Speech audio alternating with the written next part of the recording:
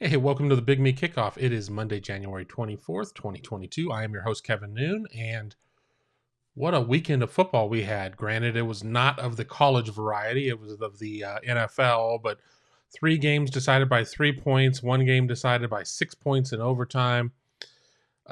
Pretty exciting stuff, and it was great for me not having a team in the playoffs, or at least in this round of the playoffs. Of course, I'd like to see my team, the Dallas Cowboys, sorry. Uh, do a little bit better, but I'm just resigned to the fact that that's not going to be the case the remainder of my lifetime. So I was able to watch games a little freer than everybody else. So we'll talk about that here in a second. Plus, we'll talk about a couple of pieces that I've written. Talked about last week how much change can be made in a year when Ohio State goes from one coordinator to another coordinator. And then we'll finish it off with talking about next man up in terms of Ohio State losing personnel, in terms of players on offense, namely receiver, running backs, because they're bringing back CJ Stroud. So we really don't need to talk about quarterback at this point. Let's start with the NFL. That's the most timely news. That's the thing that is all over Twitter. And let's just go right to that Bills-Chiefs game. I know there are probably more Bengals fans watching this, just with this being an Ohio State podcast and the proximity. So you're either Bengals lovers for Bengals fans or Bengals haters as Browns fans, or just like me, really don't have a dog in the fight. But I want to talk Bills Chiefs and what happened those last couple of minutes where the teams were trading haymakers, scoring way too quick, and ends up going to overtime. Kansas City wins the toss, gets the ball, wins the game. Now, Buffalo statistically had one of the best defenses, if not the best defense in the nation, or in the league. Sorry, let's get the nomenclature right. And still couldn't stop Kansas City from scoring the tying touchdown with 13 seconds left. We're in the final 13 seconds, or in that opening drive of overtime. Now, people are going to complain vehemently, oh, the NFL overtime stinks. Oh, the college overtime stinks. Well, what have you? Which is it going to be? I mean, I'm sure there's a third option. Maybe you do a collegiate overtime, but instead of starting from the 25, you start from the 50. Maybe if you do that, you're not starting in field goal range. Maybe even back it up 10 more yards. So you're not starting in that field goal range. So you're not just playing for maybe one first down. And you go from there. Because Lord knows we saw field goal after field goal after field goal kicked over the course of this weekend. 3 games ending with walk-off field goals. And the range of field goal kickers is getting better and better. 50-yarders were a little dicey. Now it seems like 50-yarders are pretty automatic, at least inside of 55. So is that the solution? Can you really determine the winner of an NFL playoff game on a coin flip? Are you determining it on a coin flip? Buffalo had every opportunity to stop Kansas City and just couldn't do it. So I don't know. I was pulling for Buffalo in the game mostly because I'm tired of seeing Kansas City. And that was the only game that went against my rooting interests over the course of the weekend. Now let's jump to the Bengals. What can you say about rookie kicker Evan McPherson? He obviously got things done. Joe Burrow, 28-37, 248, or 348, I'm sorry. Maybe not his sharpest game in terms of, the Bengals only put up 19 points. But damn, I mean, Joe Cool, I won a lot of likes on social media, but not a lot of love from Browns fans when I said, I don't care who you root for. It's hard not to pull for Joe Burrow. And I understand that it's hard to separate a player from the team that's your nemesis or whatnot. I certainly struggle as a Cowboys fan watching Chase Young and Terry McLaurin play for the Redskins. Not my favorite thing in the world, but it is what it is. And I'm sorry, the Washington football team. Should have said that. And here next year, maybe we'll be calling them something else. So how do you separate that to being like, okay, if you don't like the Bengals, I mean, is it just, do you automatically not like Joe Burrow? Because there are a lot of instances where you got people that may have played on your collegiate team, whether or not it was 2 years, 3 years, 4 years, however many years, and you have to make a decision there if you're going to pull for them or not. And Joe Burrow, just off the field, just in giving his interviews and everything else, just seems like such a great kid. I had the opportunity to get to spend some time with him as he was a recruit, and then obviously while he was at Ohio State. So it was an easy decision for me, but I understand how Browns fans are a little conflicted. We'll go quickly. The Niners beat the Packers 13-10. Green Bay's special teams were not so special in that game as a blocked punt. They had like 10 players on the field when San Francisco kicked its game-winning field goal. I wouldn't feel comfortable if I was a special teams performer or coach on that Green Bay team. And then finally, the Rams and Buccaneers, 30-27 LA, after Tampa scored 24 in the second half. We saw LA up 27-3, not quite 28-3. Maybe it was a good thing it wasn't 28-3, as we've seen the Buccaneers come back, or we've seen Tom Brady come back. How about that? From that kind of deficit. The Rams end up winning 30-27. So there you go. Who do you like in the championship games? Obviously, you've got LA and San Francisco, and you've got Cincinnati and the Chiefs. Maybe we'll talk about that at the end of the week. So we've got through that. Last week, I wrote a piece about what can be done in a year. And as we know, Ohio State's moved on from Matt Barnes and Kerry Combs, among other coaches, and bringing in Jim Knowles. And it got me thinking about when from 13 to 14, out was Everett Withers, in was Chris Ash. Got me to thinking about 18 to 19, out was Schiano and a bunch of other coaches, in was Jeff Hafley and a bunch of other coaches. Happened to be Ryan Day's first year as the full-time permanent head coach. And then, of course, now we're here at 21 to 22, out are Barnes and Combs, in are Knowles, Tim Walton, Perry Eliano, and then on the offensive side of the ball, Justin Fry. The thing that I've really found interesting here is in looking at what Ohio State's numbers were in 13 and what Ohio State's numbers were in 18 compared to, maybe where some other teams have been through the years. Even when Ohio State is not doing so well, we're still talking about 10, 11, 12 win teams. So it's a very different world, but there are certainly lofty expectations, and I would never say anything to disparage those expectations being in place. I get it. I understand. 2013, Ohio State, 46th in the nation in total defense, 110 against the pass, 9th against the run. You don't really think about that Ohio State was that good against the run. Ohio State got better in every major defensive category except against the run, honestly, where Ohio State ended up giving up about 32 more yards a game to finish 34th, but improved by about 30 yards in total defense, improved by 67 yards against the pass, improved in pass efficiency defense, was about a half point better in scoring defense, and upped its turnover margin just a smidge. The real year, though, that we see a lot of that is 18 to 19. And in 18, Ohio State was 72nd in the nation, giving up about 403 yards, 56 against the pass, 86 against 56 against the run, 86 against the pass. And then Jeff Hafley comes in. They end up getting down from 403 to 260, essentially, in total defense. 103.7 against the run. That's good for 9th. 156 a game against the pass. That's first. Pass efficiency defense, they go up to number 1. Scoring defense, they're about 8 points better, getting it down to under 2 touchdowns, 13.7 for 4th. They're able to lift the turnover margin from +6 to +9 over the course of the season. But let's not forget this. Jeff Hafley walked into a room that had some dudes that just were maybe not quite there yet, and he was able to get the most out of them. I say that to go to 22.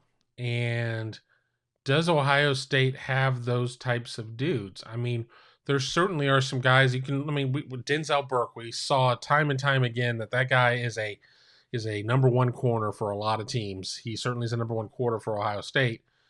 But do you have a Jeffrey Okuda? Do you have a Jordan Fuller? Do you have those types of guys on this 22 team? What are realistic expectations for this Jim Knowles-led defense? I think that it's somewhere between what that year one with Chris Ash was to, between there, and I think that you're not going to really be able to reach the Hafley numbers. I think that was kind of a situation that was in a bit of a vacuum. But if we go to the 21 numbers, Ohio State tied for 59th in total defense, 28th against the run, but we saw when it didn't work so well, Michigan, Oregon, that seriously was an issue, especially the Michigan game.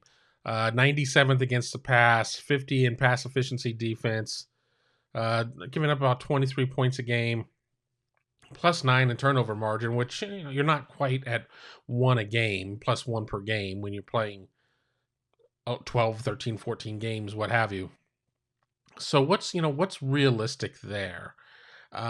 Jim Knowles didn't come right into Oklahoma State and turn them around in a year. It was a multi-year type of situation, but you get in, you start installing things, and then you build from there, and you recruit, and you build from there, and you recruit, and you go on and go on and go on. And you get what Oklahoma State was this year. So, ultimately, I'm a points-driven person. 22.8 is what they were giving up in 21. What do they need to be at in 22 based on what we think that the offense is going to be? I mean, they're going to score more than 23 a game. So, by rule, just based on that, they don't need to drop it too much. But what if you get it down to 18, 17 points a game? I think that if you get the defense to that type of point, I think you're going to be in pretty good shape, because even if you sit there and you look at where Ohio State was in its 2 losses, giving up 28 to Oregon and 27 to Michigan, I think that if you can sit there and you drop that even just a little bit, I mean, yes, you need the offense to be able to outscore those opponents, but it wasn't a case of where Ohio State was necessarily. I mean, the Michigan State type of outcome was the outlier, was not the regular situation. I mean, Ohio State gave up some points to Nebraska, gave up some points along the way. So it'll be interesting to see what can be done. But be sure to check out that piece. As I said, it ran last week, but got a lot of good positive feedback on it. So let me know what you think on that. I want to finish up with what I did for Monday the 24th. And I was kind of thinking, as I'm sitting here going, what am I going to write today? And I like to do at least one research piece a week during the off season, look at the numbers, see what kind of speaks to me. It's been a lot of talk about losing Chris Olave, Garrett Wilson, to a certain extent, Jeremy Ruckert. What does that mean? We can sit there and go apples to apples. CJ Stroud is going to be here in 22. CJ Stroud was here in 21. There's no real reason. It wasn't like the backup quarterback saw any significant playing time. So the departure of Jack Miller, the departure of Quinn Ewers really doesn't mean anything in terms of what the room is going to look like at the top. So I kind of skipped over that. But I wanted to look at what it meant for the receiver room and what it meant for the running back room. And, very different results. And that should be expected, because you look at the running back room and they lose Master Teague. And that's really the running back that they lose at this point. I mean, they lost a couple of carries with Garrett Wilson. You have, not a lot of guys recorded a ton of carries. So you sit there and you go through. Ohio State lost 18.4% of its attempts, about 18.5% of its total yardage, and let's just call it 21% of its touchdowns. But that's what happens when you have Trevion Henderson, who becomes kind of the bell cow of the offense in terms of running the ball. And then, as it stands right now, as of when we're recording this here in January 24th of 2022, hasn't been any other attrition in that room. So you still have Mayan Williams, you still have Marcus Crowley. You've got that number of results there. But it got me looking to previous years. Obviously, all those numbers being beneath 25%, really below 21%. well above the curve of where Ohio State's been the last 3 seasons. I mean, Ohio State coming out at 20 was losing 57% of its yardage or of its attempts, almost 56% of its yardage, and 47 and change of its touchdowns. But that's what happens when you lose not only Trey Sermon, who rushed for 897. Remember, it was a shortened season, but you also lose Justin Fields. And while we don't think of Justin Fields as being this huge runner, he absolutely was more than capable running the ball and had more touchdowns than Trey Sermon. We'll go back a year to 19.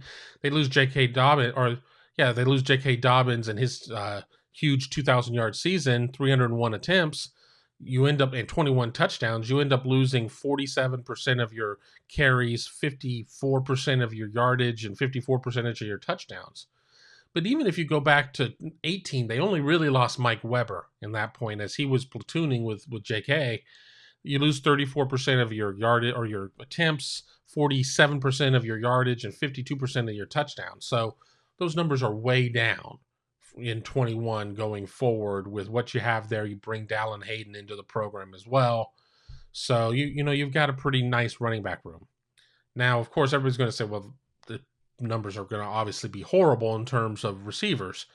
And they're significant, but they're not as bad as what you might expect compared to these other 3 seasons. You lose 48% of your receptions, 47.5% of your yardage, and almost 61% of your touchdowns. But let's not forget, you had 135 receptions between Garrett Wilson and Chris Olave, 25 touchdowns, throwing 3 more touchdowns for Jeremy Ruckert.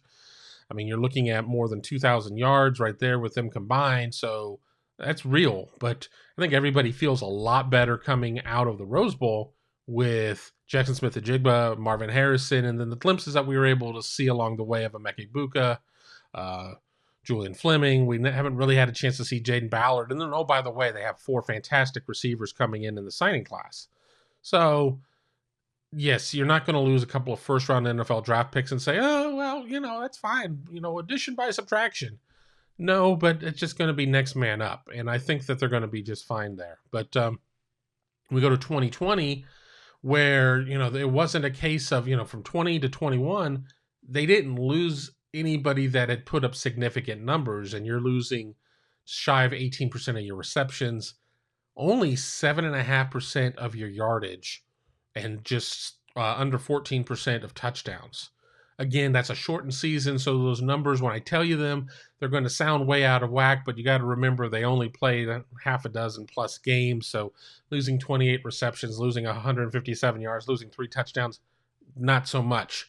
But then we go to the previous 2 seasons, and Ohio State lost 3 notable receivers each year. In 19, they lost 56% of their receptions, 52% of their yards, 46% of their touchdowns when you lose KJ Hill, Ben Victor, and Austin Mack. And then the numbers get even larger in terms of the touchdowns in 18 when you lose Paris Campbell, Johnny Dixon, and Terry McLaurin. They lost almost 63% of their touchdowns. You lose 50% of your receptions and 52% of your yardage. So Ohio State, by losing 48% of its receptions, 48% of its yardage, still in a better position in terms of where it was after 18 and where it was after 19, losing the receivers that it does. You lose a little bit more in terms of the touchdowns, but Jackson Smith-Njigba went crazy at the end of the season in terms of receptions and scores and everything else there. Marvin Harrison's coming off of a 3-game touchdown that people aren't probably talking about enough. It's a long off season, so we'll have some time to talk about it.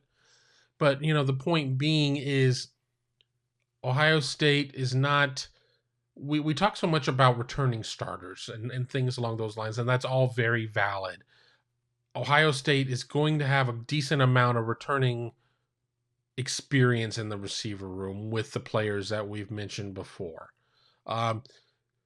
It's going to be interesting to see who maybe slides into that third receiver role. If you sit there, JSN he's locked in. That's we know that much. Marvin Harrison Jr., I think he's pretty safely in his mix. How are you going to do things? I think some of it depends. Do you move JSN outside? Do you keep him inside? What does that mean for Egbuka? What does that mean for Fleming? How healthy is Fleming? You got a big receiver as well in Jaden Ballard. And then you sit there and you sit there and look at the 4 receivers that are coming in. So, there are a lot of options there to look at and try and figure out. So what are your thoughts in terms of that? I'll be interested in reading your comments here in the next 2 or 3 days to see what you have to say about what Ohio State is returning versus what it's lost. Can you extrapolate anything from these numbers? Do they all just happen kind of in a vacuum? I think so much, especially with the receiver, is dependent upon what your quarterbacking is. I don't think we're going to get into a phase where Ohio State's really going to ever take a huge step backwards in terms of its quarterbacking. I mean, at least not for the foreseeable future. So, I think that your quarterback and your receivers are obviously going to be very intertwined. And then when it comes to your running numbers, I think that it's going to be interesting to see what year one under Justin Fry on the offensive line is going to look like, as Ohio State has to replace guys in Thayer Munford and Nick Petit-Frere. What does this mean? What does it mean moving Paris Johnson outside? Who steps into some of these roles? I mean, what does Donovan Jackson look like here in year two? I think all of that's very important. But, we'll talk about that here. We're going to follow this up with a show at the end of the week. As I said, maybe do a little bit of a preview of the conference championship games for the NFL. I'm sure I'll come up with another piece that we can talk about. Maybe, take a couple of your questions if we get them here. Not going to go live this week. We'll save that for next week. But we've got about 20 minutes, which has been my goal. So I'm gonna call it a show. Once again, I'm your host, Kevin Noon, here on the Big Me Kickoff. If you are watching on YouTube, be sure to subscribe to the channel. Hit that bell so you don't miss a single episode. If you're getting us via audio podcast, be sure to give us a 5-star review. Help plenty of other people out there find our great content, not only the Big Me Kickoff, but everything else we have here at Buckeye Scoop. Once again, I want to thank you for watching, and we'll talk to you very soon.